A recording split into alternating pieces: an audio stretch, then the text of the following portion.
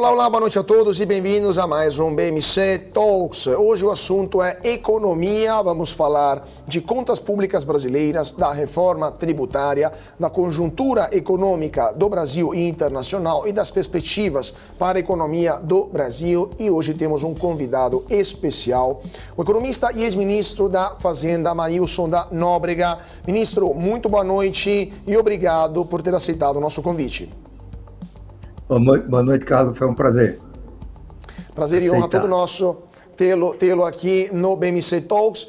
Ministro, a pauta do momento é, sem dúvida, a reforma tributária. Nas suas últimas entrevistas, eu li palavras bastante duras, bastante críticas em relação à reforma tributária por parte do senhor. Na entrevista recente, o senhor declarou que a reforma tributária beneficia mais os ricos e piora a desigualdade social do Brasil. Por que o senhor acha que essa reforma é tão negativa, ou pelo menos que apresenta tantos pontos críticos? E, por outro lado, como o senhor acharia que deveria ser melhorada, eventualmente, essa reforma por uma nova leitura por parte da Câmara dos Deputados? Olha, Carlos, eu tenho falado contra e a favor da reforma tributária, certo? Pelo menos no texto que foi aprovado até agora no Senado. Tem muito a comemorar e tem muito a lamentar. O que tem a comemorar?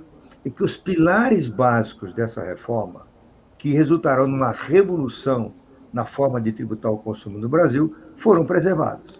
Quais sejam uma legislação uniforme em todo o território nacional, estados, municípios, governo federal, ninguém vai ter poder para mudar as regras, a alíquota será a mesma, aquela que for estabelecida para determinadas categorias de produtos, e serviço será a mesma em todo o território nacional, tributação no destino, que põe um fim à guerra fiscal que causou danos enormes à economia brasileira, desoneração integral das exportações, antigamente, com o sistema atual, desonera só uma parte, devolução dos créditos acumulados pelas exportações ou por outras atividades em até 20 dias, eu acho até que pode devolver em 5, 7 dias.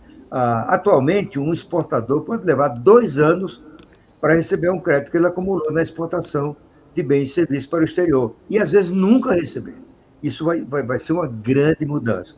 A plena não cumulatividade, ou seja, o desaparecimento, pelo menos por hora, da tributação em cascata, que reduz a eficiência da economia, diminui a competitividade dos produtos e serviços brasileiros, e assim por diante, né? Então, esses são pilares básicos que permitirão que a reforma contribua para uma expressiva elevação do potencial de crescimento da economia. Dentro de 10 anos, nós teremos um IVA que vai ser muito melhor, muitas vezes melhor do que o caos que a gente tem hoje, né? O que tem a lamentar? O que tem a lamentar é a força dos lobbies, né? Particularmente da área de serviços, né?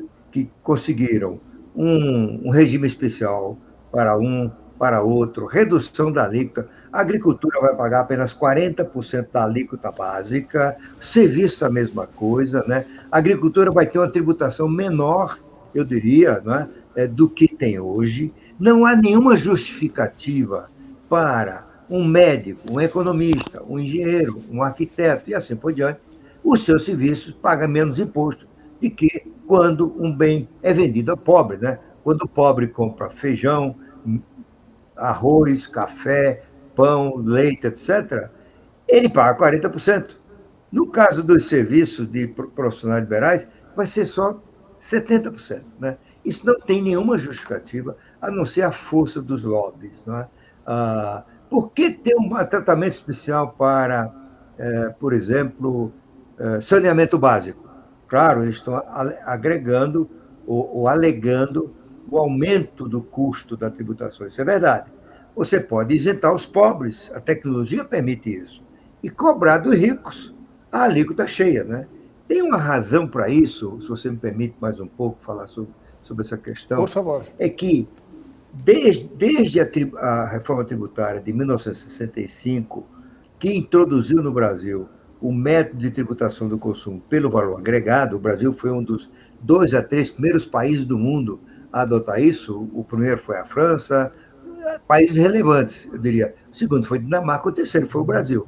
Só que nós aqui, em vez de ter um IVA único, como é o da Itália, como é o da França, como é o do Reino Unido, como é o da Alemanha e assim por diante, né? 174 países, a maioria tem um IVA único. Aqui nós criamos 3 fontes de tributação. Um federal, que é o IPI, que já existia, outro estadual, havia aqui um tributo chamado Imposto de Vendas e Consignações, que era uma incidência em cascata, isso virou o ICM, que hoje é ICMS. E nos municípios havia um imposto chamado Imposto sobre Indústrias e Profissões, e esse virou o ISS. Só que esse imposto municipal cobrava de 2% a 5%, que terminou virando a alíquota do ISS. Então, além de tributar separadamente bens e serviços, o Brasil é um dos poucos países que fizeram isso, o lado de serviços foi privilegiado, com uma alíquota equivalente a menos de 30% da alíquota que prevalecia no ICM. E com isso, os serviços que são consumidos basicamente pelas classes mais favorecidas ficaram beneficiados, tiveram esse privilégio. Então, só que esse privilégio é considerado pela área de serviços como um direito adquirido, que é uma coisa bem brasileira, né? Você adquire direito mesmo contra a sociedade. Então, o que acontece? Pelo projeto que levava em conta as melhores experiências de IVA em todo o mundo, né? São 174 países, mas isso começou lá na Europa, em 1954, com a França, e nos anos 60, os países europeus foram aderindo a esse método de tributação, até porque passou a ser uma exigência. Para fazer parte da União Europeia, que na época se chamava Comunidade Econômica Europeia, tinha que adotar esse método de tributação do consumo. Então, começaram lá com 2 ou 3 alíquotas. Alíquota menor para a educação, alíquota menor para a saúde e assim por diante. Na Inglaterra, curiosamente, alíquota menor para roupa de criança, né? Ninguém nunca soube explicar isso por quê, a não ser a tradição. Né? Então, o que aconteceu? Né? É que os países europeus começaram a se dar conta que a multiplicidade de alíquota, mesmo que eles tivessem 5 no máximo, gerava distorções, beneficiava os mais ricos. Então, a União Europeia, o Conselho Europeu, em algum momento resolveu propor a alíquota única. Não conseguiu. Houve uma resistência grande em todos os membros da União Europeia, mostrando o seguinte: quando você começa torto essa questão de alíquota sobre o consumo, né, fica torto para sempre. E é por isso que os mais modernos IVA adotaram a alíquota única.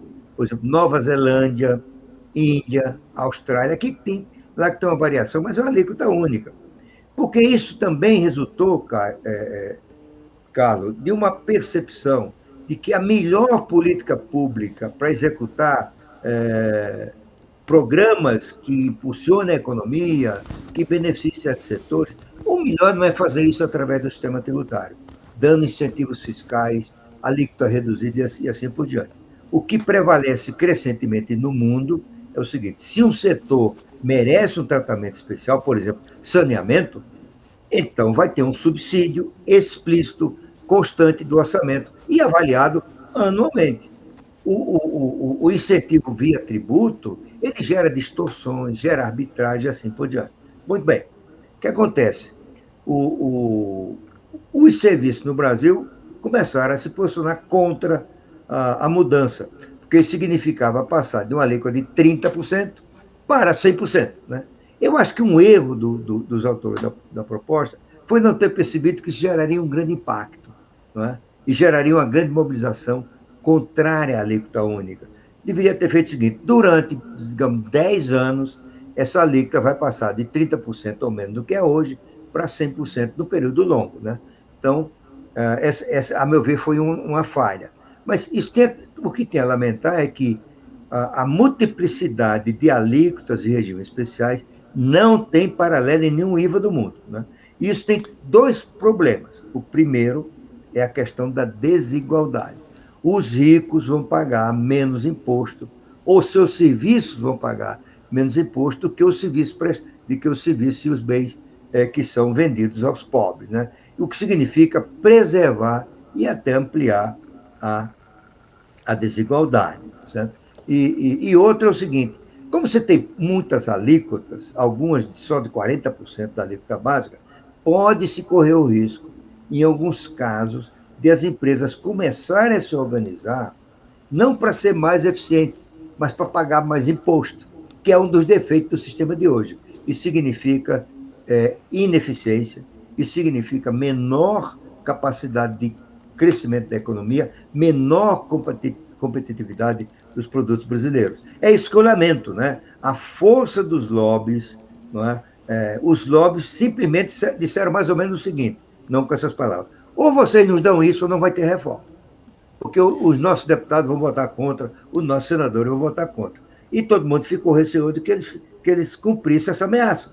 E o que é que fez o próprio governo, assessorando o Congresso, começou a se conformar com essa situação. Né? Eu sei que não é fácil, era preciso aprovar essa reforma, claro, mesmo com esses defeitos no campo social, mas, enfim, vamos ter uma reforma.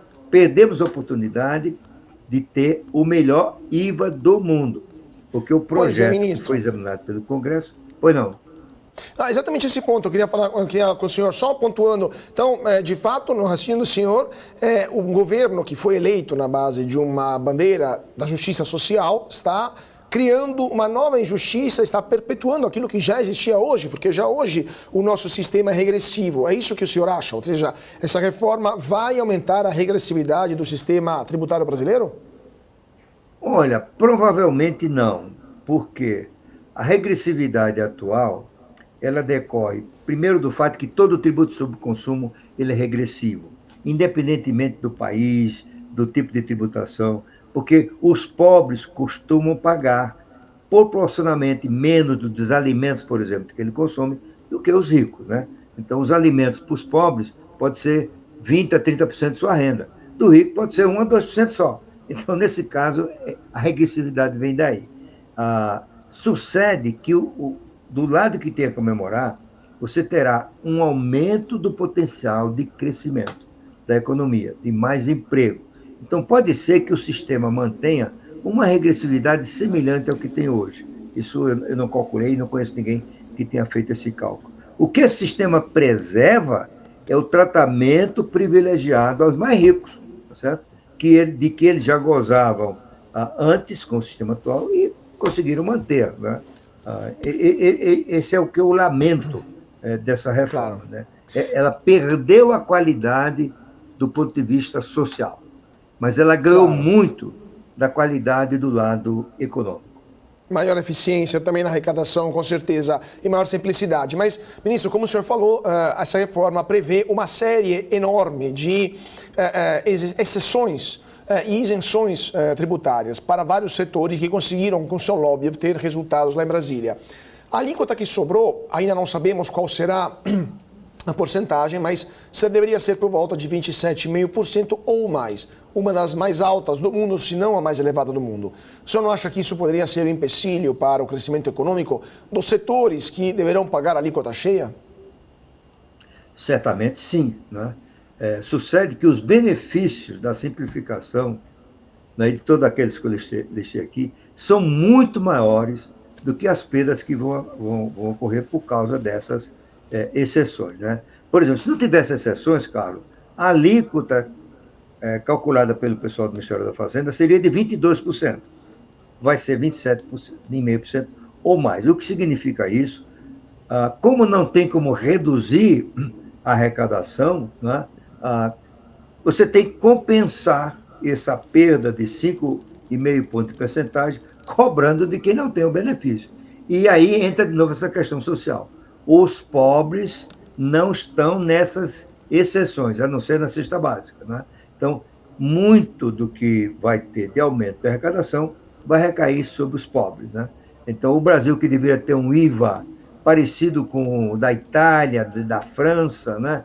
Vai ter um IVA parecido com o da Hungria, ou maior até. Nesse caso, a gente teria o maior IVA do mundo. Pois é. Agora, ministro, outro ponto, o senhor falou da arrecadação também, eu queria, então, passar o nosso papo a falar sobre as questões das contas públicas, porque o Brasil hoje é um dos países com uma das maiores cargas tributárias, obviamente em termos absolutos, né, e focada no consumo e não tanto na renda, mas é uma das maiores cargas tributárias do mundo. A gente arrecada, se não me falha a memória, 2,2 trilhões de reais por ano de impostos. O senhor acha que seria muito difícil, na sua opinião, na sua experiência como ministro da Fazenda, por que o governo não consegue cortar impostos? Porque nenhum governo que se sucedeu conseguiu cortar os gastos e também, contextualmente, os impostos para os brasileiros. Qual que é a maior dificuldade? É um problema, o Congresso não deixa, é um problema eleitoreiro, é um problema de gastos previstos na Constituição? Não, eu acho que a grande culpa por tudo isso é a Constituição de 88. Por quê? A Constituição de 88, Carlos, ela foi elaborada, discutida, votada em um ambiente de muita desigualdade no Brasil, de uma inflação muito elevada, do empobrecimento de uma parcela da sociedade. Então, os constituintes se imbuíram do dever de acabar com a desigualdade no Brasil, digamos assim, né? Esse era o combater ao máximo a desigualdade. E tem duas formas de atingir esse objetivo. Um é fazer com que a economia cresça muito e que os frutos da prosperidade sejam distribuídos de forma equitativa entre pobres e ricos, né? Isso é o que aconteceu na Europa, por exemplo, até o século XIX, com a Revolução Industrial. Os ganhos resultantes do aumento da produtividade iam para as classes ricas, né? Foi só depois, a partir do século XIX, quando surgiram os sindicatos e o poder de barganha dos trabalhadores, é que a repartição dos frutos do desenvolvimento passou a ser feita entre os donos do capital e os trabalhadores. E é com isso que a desigualdade foi diminuindo na Europa. Por exemplo, no início do século XIX na Europa, 80% dos europeus eram pobres. Agora só são 10% a 20%. E isso foi resultado do poder de barganha adquirido pelos trabalhadores através das mudanças institucionais que lhe deram essa, vamos dizer, capacidade de negociar. Aqui no Brasil, não é, os constituintes acharam que isso podia ser feito com gasto. Então, vamos gastar com programas sociais. Isso foi ampliado no governo Fernando Henrique e muito ampliado no governo Lula. Ou seja, a percepção que está na mente de muitos políticos brasileiros que o que faz cair a desigualdade é gastar dinheiro, é dar dinheiro para os pobres, né? É fazer programas sociais. Então, o Brasil, com a Constituição de 88, acabou criando um estado de bem-estar social com semelhanças nórdicas da Suécia, da Dinamarca, da Finlândia, da Noruega, e assim por diante. Não chega a ser a tanto, mas em termos proporcionais é. Por exemplo, o Fundo Monetário Internacional divulgou um estudo, meado do semestre passado, mostrando o seguinte: o Brasil é o terceiro país, em termos proporcionais, que mais gasta em ações sociais. Ninguém fez a pergunta se nós já tínhamos idade para isso. Por exemplo, os ingleses, em 1942, 1943, através da Comissão Beveridge, fez um programa de bem-estar social, do qual nasceu o National Health Service, que é o SUS deles. Só que naquela época, o Reino Unido era a potência número 1 do mundo. Os Estados Unidos estavam ultrapassando, mas ele rivalizava com os Estados Unidos como a potência do mundo. Primeiro eles ficaram ricos, depois começaram a distribuir. Claro, a gente não aceita isso, né? Mas não podia ser feito de uma hora para outra como se fez. E o que acontece? Era preciso arrecadar mais para financiar essa ampliação do estado de bem-estar social, particularmente nas aposentadorias. O Brasil tem um sistema de aposentadoria muito generoso, provavelmente o mais generoso do mundo. Nós gastamos metade do orçamento da União com a aposentadoria. Isso não tem paralelo em canto nenhum do mundo. Então tem que arrecadar mais. Como é que faz? Acontece que o Brasil não era um país rico. E, portanto, a base de tributação da renda e do patrimônio, mesmo com as distorções que tinham, era muito pequena, né?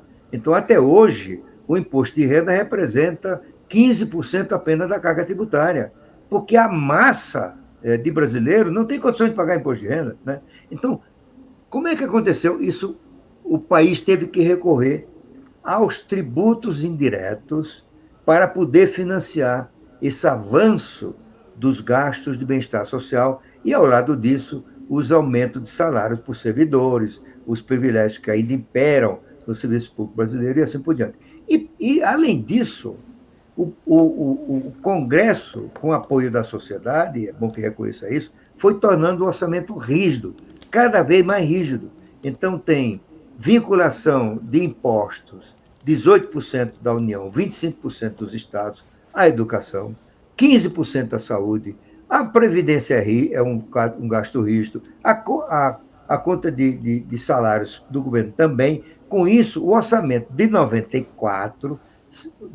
2004, que está sob exame no Congresso, se considerado que os investimentos que têm um piso, e esse piso não pode ser alterado, os gastos em pessoal, previdência, saúde, educação, programas sociais e investimentos representaram 98% do PIB. E nem você tem 98%, 98% dos gastos primários do governo federal que não podem ser cortados.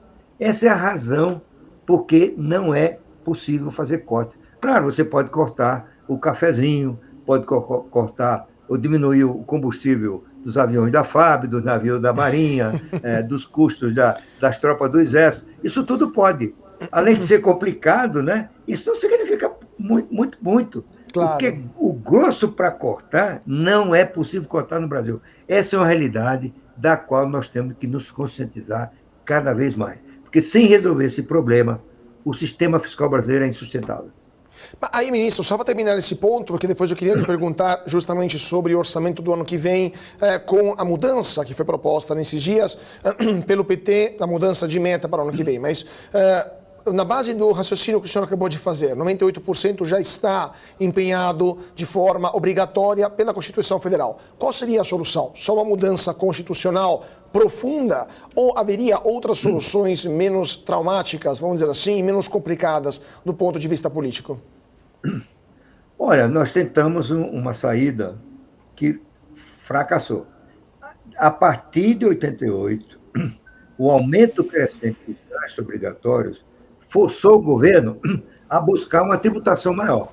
O Brasil tinha uma carga tributária, quando foi feita a Constituição, de aproximadamente 22% do PIB. Hoje é 34% do PIB.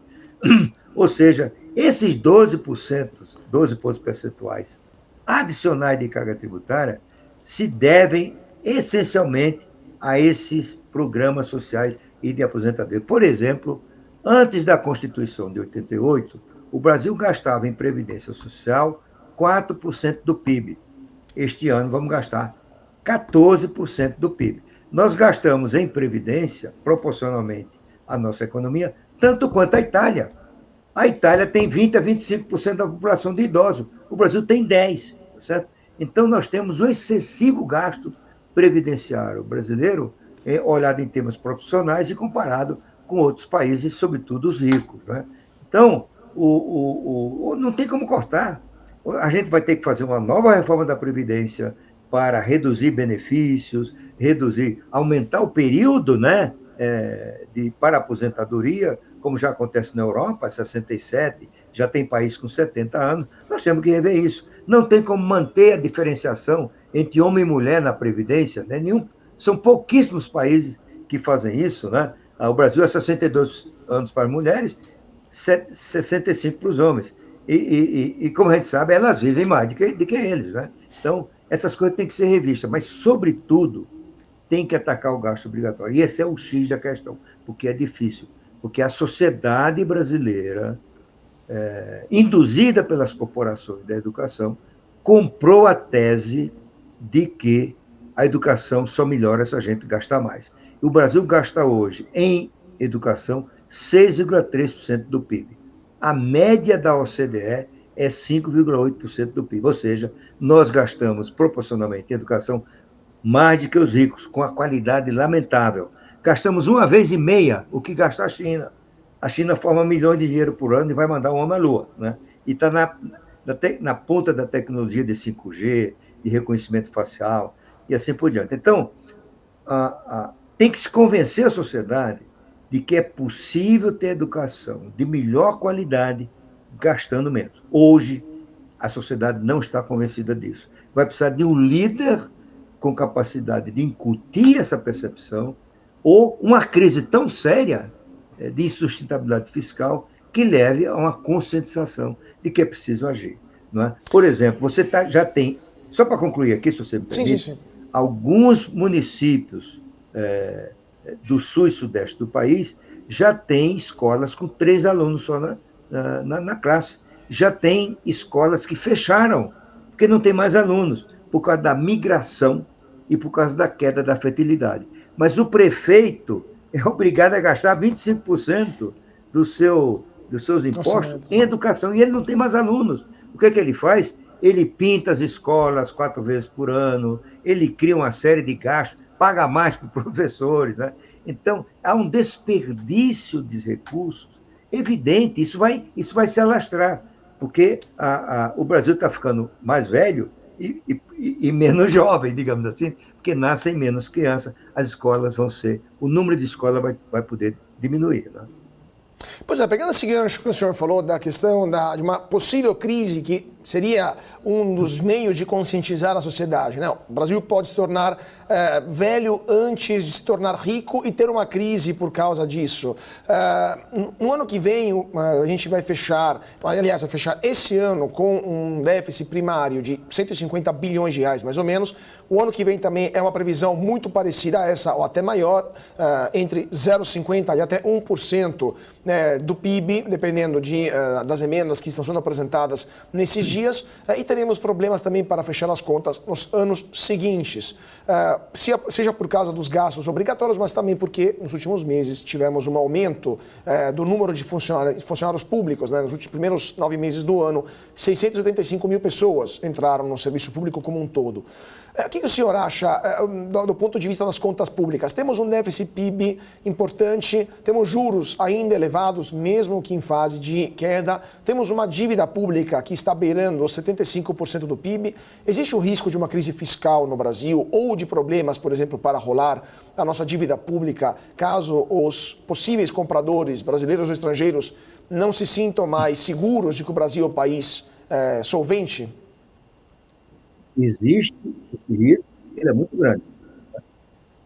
Eu não sei se tocaram na discussão, por que não corta gasto, né?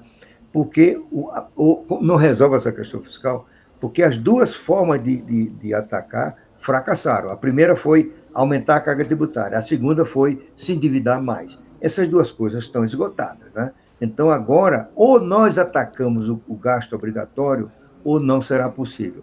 E se não atacarmos, provavelmente em 2025, os gastos primários vão superar, né? Mais de 100% dos gastos vão ser obrigatórios, né? Então, você vai ter um problema, primeiro, de gestão de governo, porque vai faltar dinheiro para ciência, tecnologia, cultura e assim por diante, né? Nós já estávamos vendo isso esse ano.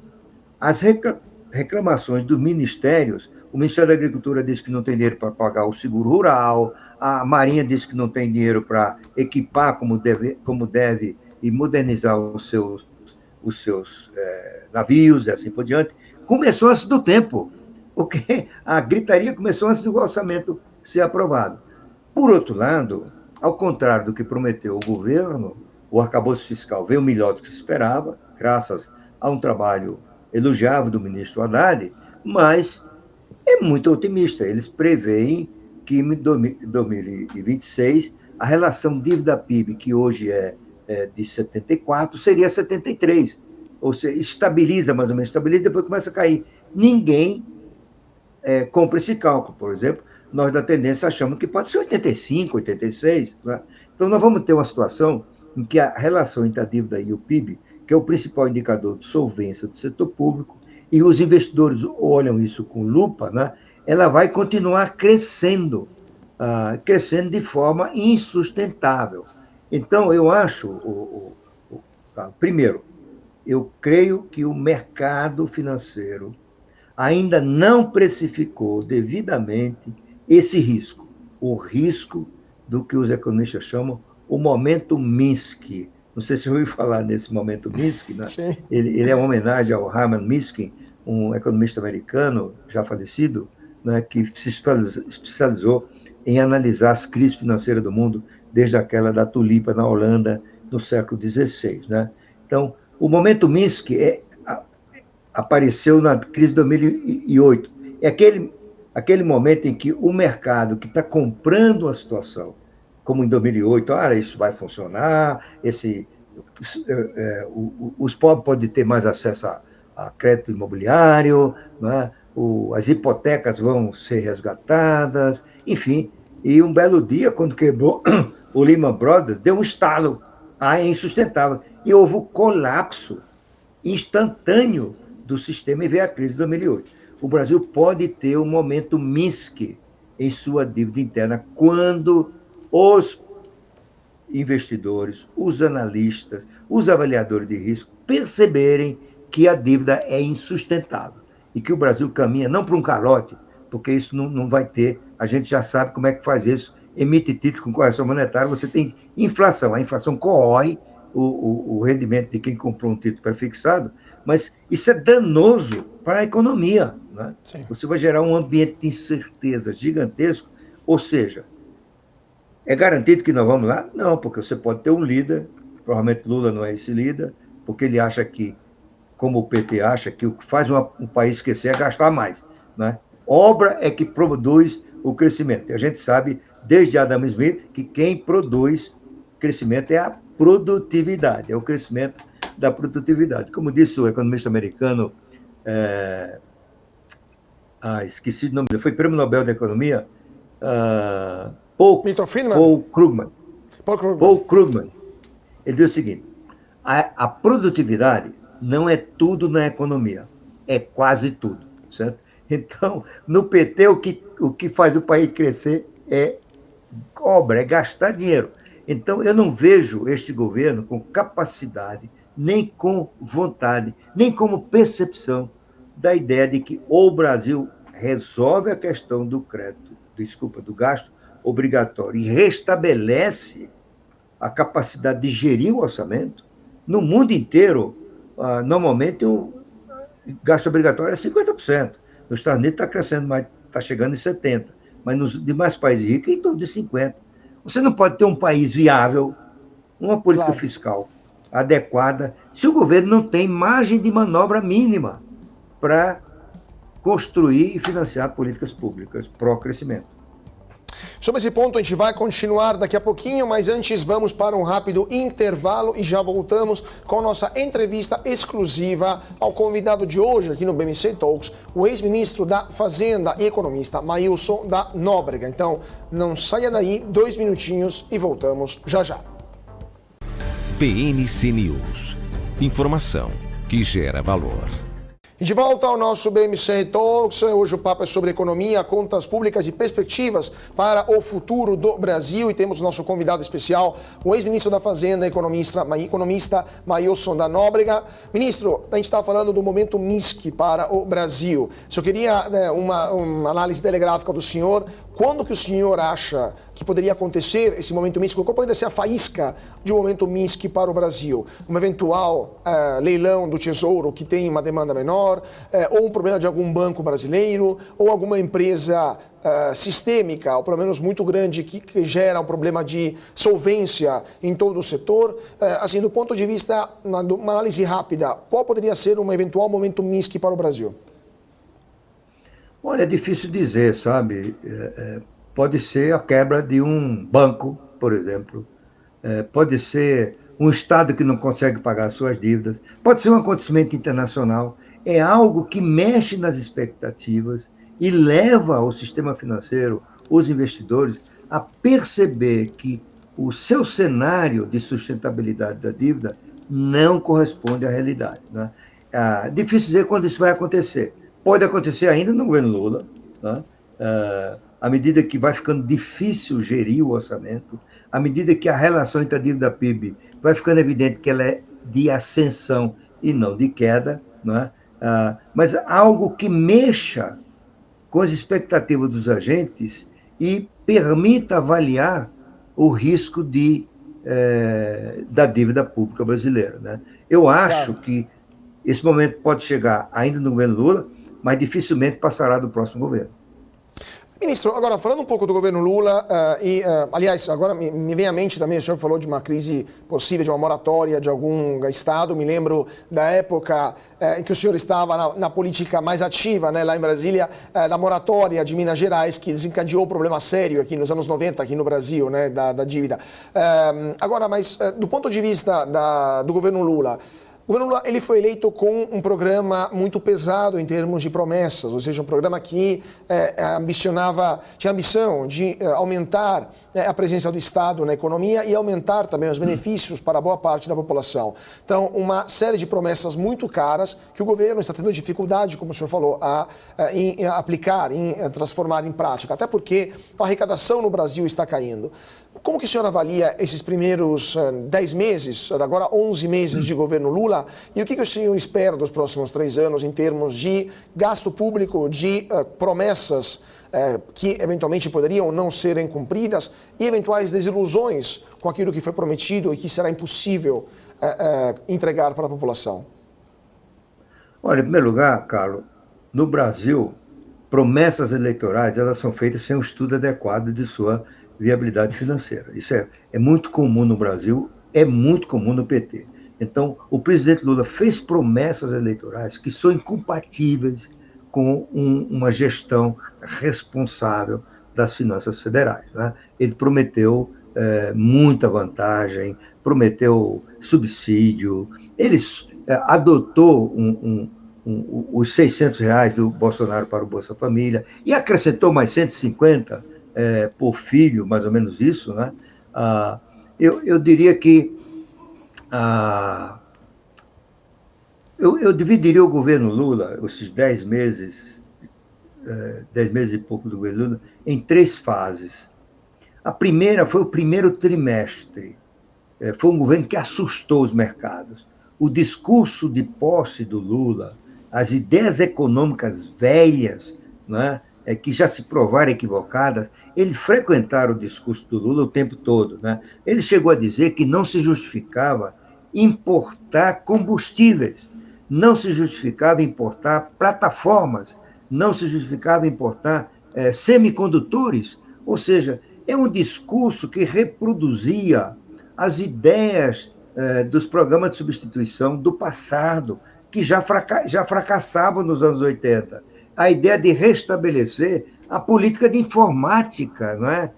De triste memória no Brasil, né? Prometeu custos adequados financeiros, ou seja, de subsídios, enfim, foi um pronunciamento voltado para o passado, né? E, portanto, atrasado. E é isso que fez. O dólar passou de R$6, a expectativa de inflação se deterioraram, a curva futura de juros inclinou, né? Então, começou-se a ver o governo Lula como fadado a um fracasso rápido. O segundo trimestre mudou isso, que foi o arcabouço fiscal.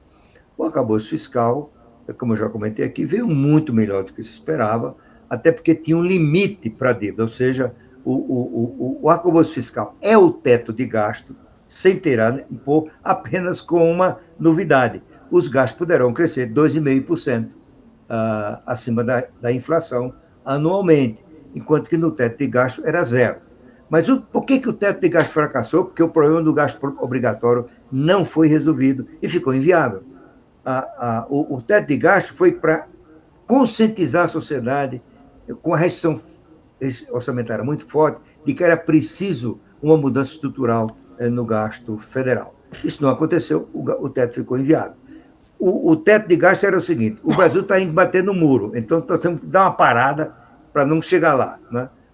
O arcabouço fiscal é uma coisa parecida, só que ele vai mais vagarosamente para o muro, digamos assim, mas também vai ficar inviável, né? Então, mas mesmo assim foi muito bem recebido. O ministro Haddad conseguiu demover Lula, né, da ideia de que a meta para a inflação devia subir para 4,5%, ficou em 3%, não é? Ninguém assistiu a nenhuma mudança de comportamento, do desempenho do Banco Central diante dos ataques do Lula pessoais ao presidente do Banco Central contra a taxa de juros. A taxa de juros Selic começou a descer no momento adequado e não porque o Lula protestava. Então, qual é a percepção? O Lula fala para as suas bases, mas sem nenhum efeito na política econômica, né?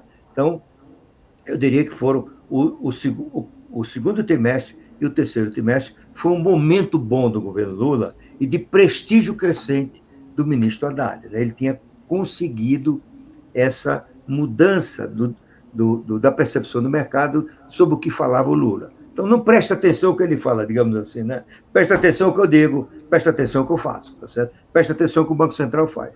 Isso mudou de novo agora, no quarto trimestre, né? Há 2 semanas atrás, com aquele discurso desastrado do presidente Lula, dizendo que não vai ter meta fiscal. Como você sabe, houve uma reação forte das bolsas, os juros futuros subiram, a confiança caiu, né?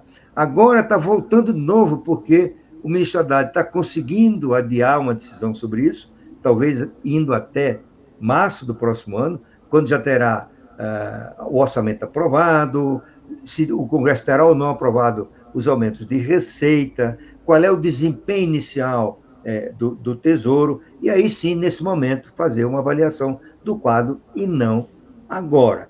Além disso, como lá fora, a gente viu hoje no mercado, né? Eu estava assistindo antes aqui, de nós começarmos, eu estava assistindo o programa, analisando a situação do mercado, a Bolsa subiu 2,3% hoje, não tem nada a ver com a ação do ministro Haddad, né? Para adiar uma decisão sobre a meta fiscal, mas com a euforia, né, que prevaleceu lá no mercado de Nova York com o número de inflação, né? O número de inflação em 12 meses caiu para 3,2, era 3,7 em setembro. Isso gera a percepção de que agora sim é definitiva, o ciclo de política monetária americana chegou ao fim e vamos esperar o início da queda do Fed Fund no próximo ano, lá para maio, junho, ninguém sabe, mas as apostas estão por aí, né? Então, eu diria que tem esses 3 momentos do governo Lula, né? Mas em nenhum dos 3 momentos ficou claro se o presidente Lula teria à disposição o capital político para lidar com essa questão grave, o risco grave de crise da dívida pública brasileira. Claro. Ministro, também outro ponto, nos seus artigos recentes, né, eu sou um leitor do senhor, artigos sempre muito interessantes e muito instrutivos e muito didáticos também. O senhor também está recentemente salientando 2 pontos perigosos para a economia brasileira, diria. Um é a questão dos precatórios e 2 é a ingerência, se eu posso usar esse termo, do Poder Judiciário também, com decisões que acabam afetando a economia. É um pouco aquilo que a gente sabe, tem uma disciplina do direito da economia, ou melhor, do direito da economia, né, ou da influência do direito na economia. Como que o senhor avalia isso no Brasil? Como que o senhor vê isso após 30 anos da Constituição Federal? Essa ingerência é maior do que foi no passado? Sempre foi assim? Quais são os riscos de uma análise econômica do direito mal feita para a economia brasileira? Olha, na verdade sempre foi assim, e hoje é mais porque o Judiciário adquiriu poderes adicionais com a Constituição de 88 e ele é muito demandado, né? Você tem milhões de causas no Judiciário brasileiro, né? E o Judiciário brasileiro, isso não é novidade, né? É que o ensino do direito no Brasil ainda não adotou, né, a mudança que foi feita nos Estados Unidos nos anos 40, né? A percepção de que a economia americana se tornava cada vez mais complexa levou as universidades, né, a reformular a grade dos cursos de direito, criando a disciplina Direito e Economia. Hoje, por exemplo, juízes americanos que examinam grandes causas, você vai ver o juiz tem um MBA em finanças, né? O juiz americano, ele conhece profundamente a economia. Isso não acontece no Brasil, né? E por isso o judiciário é muitas vezes um custo para a sociedade. Por exemplo, a inadimplência no Brasil as perdas do sistema de crédito no Brasil são muito maiores do que nos países ricos, ou mesmo em países do nível de desenvolvimento do Brasil. Por exemplo, aqui no Brasil, 87% dos créditos em atraso no sistema financeiro se transformam em perdas. No Reino Unido é 13%. Portanto, o risco de quem dá crédito no Brasil é muito maior de quem dá crédito no Reino Unido ou nos Estados Unidos, que tem um percentual semelhante. E grande parte desse risco vem da atuação leniente, condescendente do judiciário em relação aos devedores. Há um certo preconceito anti-sistema financeiro. E, às vezes, por razões meramente sentimentais, né, de boa vontade. Nós temos um caso agora muito interessante, que é essa coisa do crédito imobiliário com a utilização da alienação fiduciária. Isso foi uma invenção brasileira, em 1997, que desbloqueou o crédito imobiliário, porque antes se fazia financiamento da casa própria com hipoteca do imóvel, mas levava 10 anos para recuperar se o cara não pagasse, porque tem todas aquelas coisas que o judiciário tem de recurso e tudo mais. Quando nos Estados Unidos não pagou, em 3 meses, vamos dizer, o imóvel passa para o banco, que o recebeu em garantia. Então, na cabeça do juiz americano, o problema social da perda do acesso à casa, porque não pagou, é um problema do governo, não é do judiciário. O judiciário tem que fazer valer o contrato, né? E essa é uma função essencial, primordial, no campo econômico do judiciário, fazer valer o direito de propriedade e o cumprimento dos contratos. Então, nós tivemos aqui a engenhosidade do brasileiro criou alienação fiduciária do imóvel, ou seja, em vez de financiar a casa própria com hipoteca, financia-se por alienação fiduciária. Como é isso? A propriedade do bem é do financiador, é do banco, né? O financiado, o que ocupa o imóvel, ele vai ter a propriedade plena do imóvel quando ele pagar a dívida. O que significa, se houver um atraso, o banco pode tomar posse do imóvel sem ter que recorrer ao judiciário.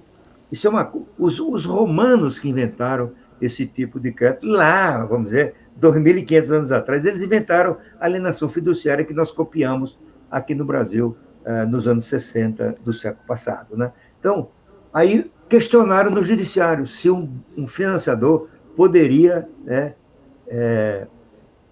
se apoderar do bem financiado se não fosse pagar a dívida, não é?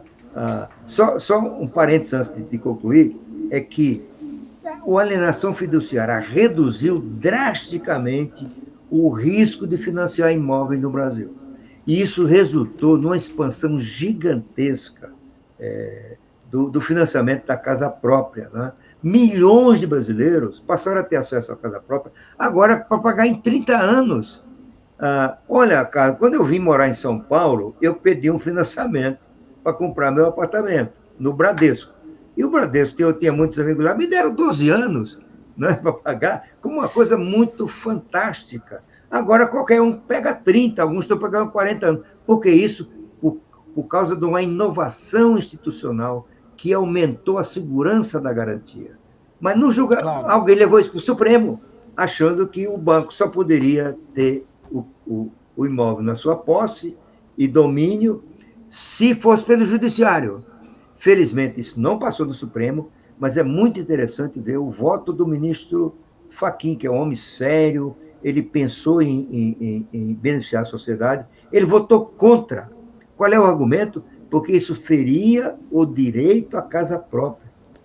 Se os outros ministros tivessem votado como o ministro Fachin, aí sim seria um desastre, porque esses milhões de brasileiros que estão tendo acesso à casa própria parariam de tê-lo, né? E o Brasil voltaria 30, 40 anos atrás, quando não havia crédito imobiliário, né?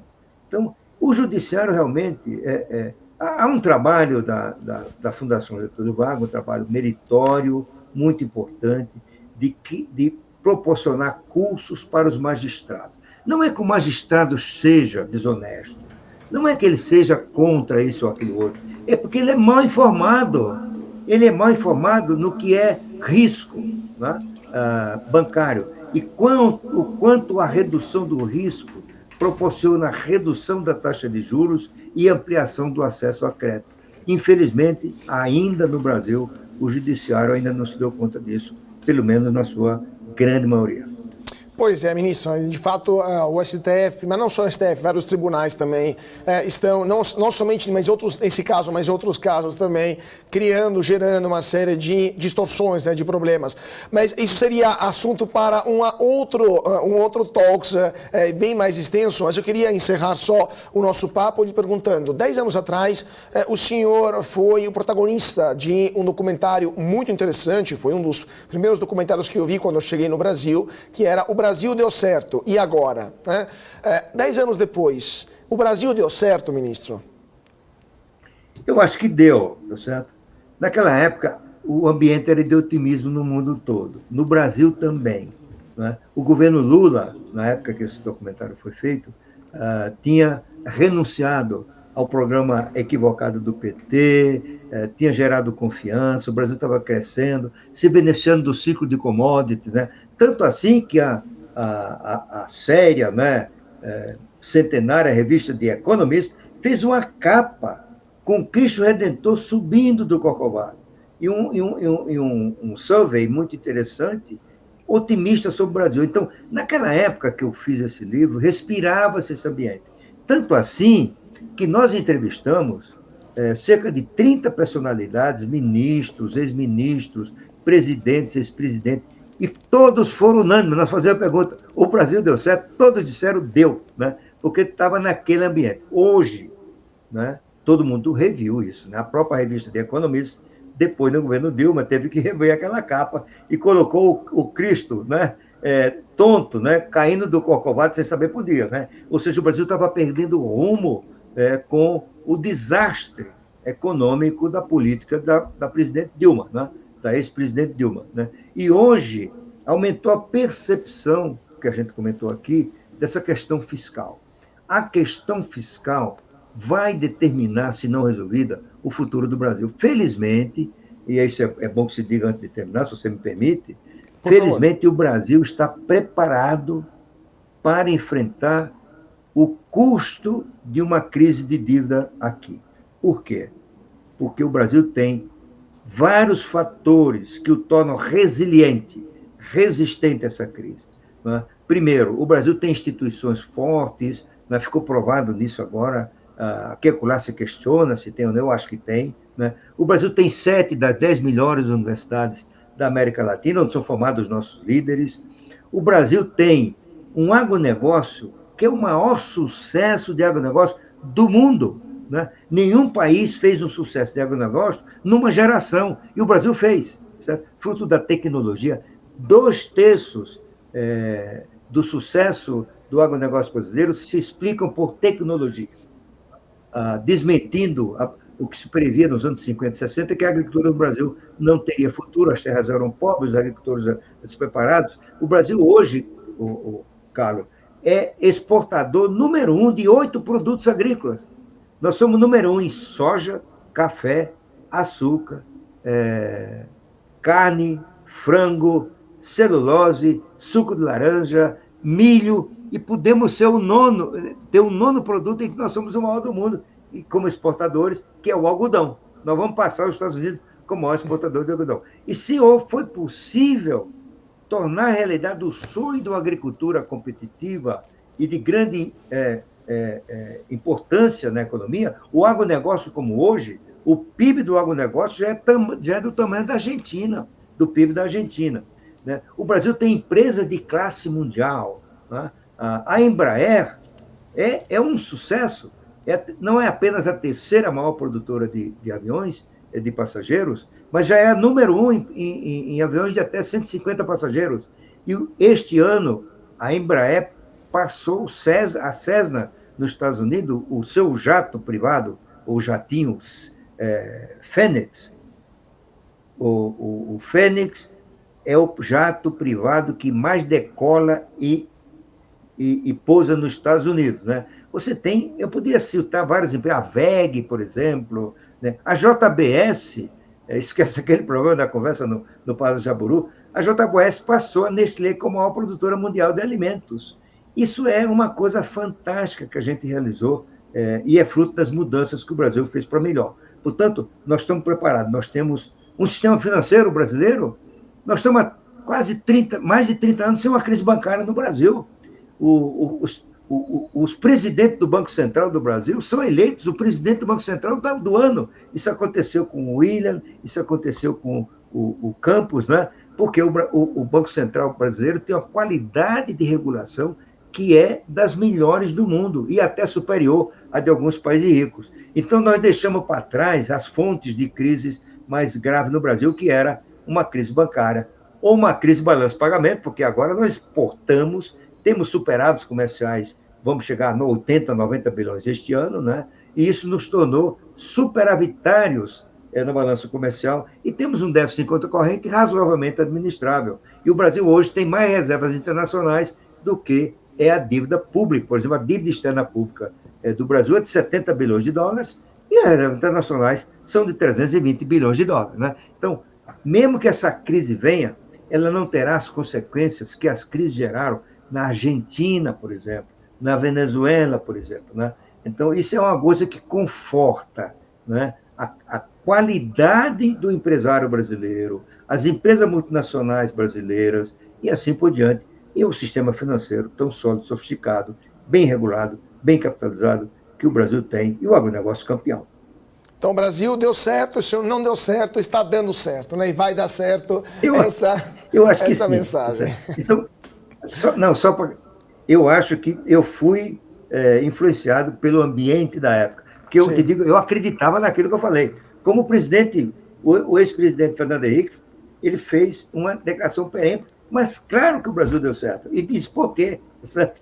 Então, isso foi revisto recentemente. Não, mas o documentário ainda é extremamente válido e convido o nosso público, então, a assistir, porque vale muito a pena. Ministro, eu teria muitas outras perguntas aqui para o senhor, mas infelizmente o nosso tempo acabou. Eu queria agradecer muitíssimo Maílson da Nóbrega, ex-ministro da Fazenda e economista.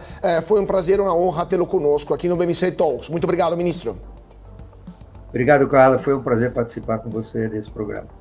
Muito obrigado a você também que seguiu a gente aqui na BMC. Nos vemos na semana que vem com mais um convidado especial para falar de política, economia, finanças, negócios e internacional. Fique aqui agora com a programação da BMC e mais uma vez, muito obrigado a todos pela atenção, uma ótima noite e até mais.